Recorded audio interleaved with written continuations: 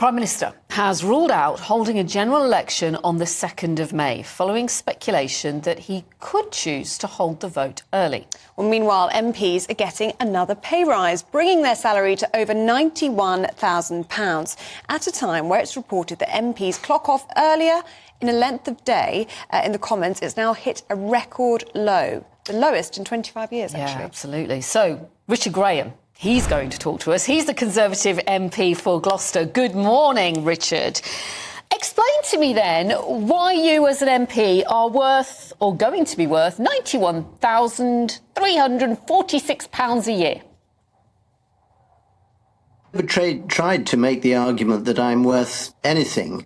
I've always believed that this was a job which was a 7-day-a-week job, probably 15 hours a day on many occasions, and we get on and do it as best as we possibly can, individually and collectively, and then somebody else decides what are the rations we should be paid.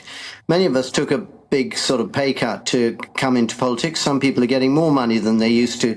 So there's a complete range of sort of free market options, if you like, to work out what any of us are worth. But the most important thing is, do you want to have, you know, good people doing an important job as best they can and working hard? And that's the measure we should all be judged by. No, of course, we can all appreciate that argument. What do you make of the front page of the Financial Times this morning that reports that the parliamentary day for MPs is now the shortest that it's been in 25 years, just 7 hours and 9 minutes? You can understand why some people might look at this pay rise and look at the £91,000 a year figure and say, well, is this deserved?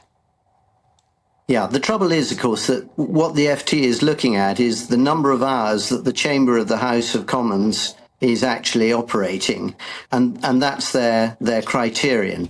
But the reality of it is huge amounts of work are going on outside the chamber, whether it's in select committee meetings or meetings, for example, of the Joint Committee of National Security Strategy that I sit on, the all-party groups, the meetings with constituent workers, trade envoys, which is often completely invisible, you name it. There are huge amounts of things that everybody is doing, including, of course, all the government ministers who've got that job as well. So it's not the best way to judge it, although I agree that the perception and the visibility of it is probably, you know, not one that helps the argument. But I think you'd all be amazed if anyone was trying to shadow us for a day in the Commons or in our constituencies at how much goes on. And how much is also going on, Richard, is the conversation about when the general election is going to be. And yesterday, the Prime Minister appeared to rule out an election on May the 2nd.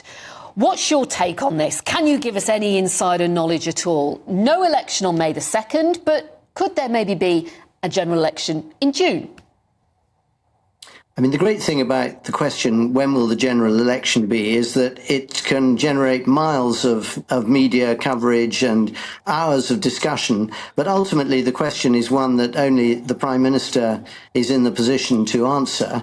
And it may well be that he hasn't made up his mind precisely. OK, let me slightly reword it then. Reword the question. But I suspect, if you want me to give a bit of insight into it, I suspect his thinking is probably along the lines of, we have a plan, it's working, inflation is coming down, growth is coming back, energy prices are starting to come down, will come down much more in April, mortgage rates will follow, bank of interest rates obviously as well, and therefore more evidence that the plan is working and that the tax cuts are feeding through to people's wage packets, that pensioners get the increase that is coming this year, will make the argument stronger. Yeah. Very quick question. Can you give me a very quick answer? When would you like to see a general election?